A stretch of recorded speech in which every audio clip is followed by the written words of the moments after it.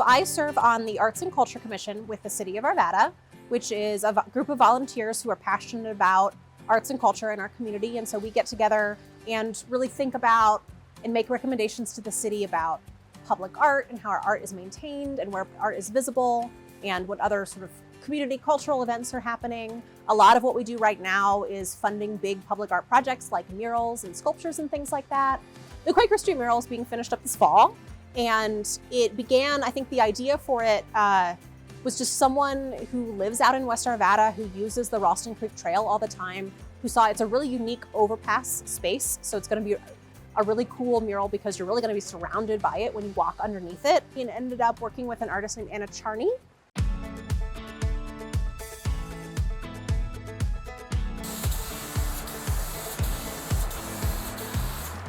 So this mural is pretty characteristic of my abstract style, which is composed of a lot of bending forms and kind of vortexes and layered patterns to create this kind of illusionistic abstract space. Mural that I'm doing here for this tunnel installation, I wanted to react to the environment in which I'm painting here on the Ralston Creek Trail.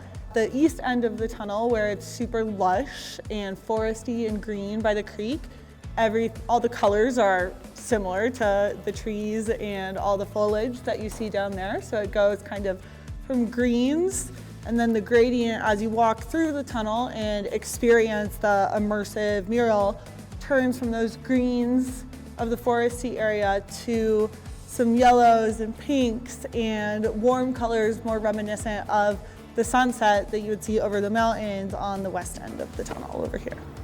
I hope the community, as they experience the mural and grow to live with it, that it just kind of brings a moment of brightness to their day.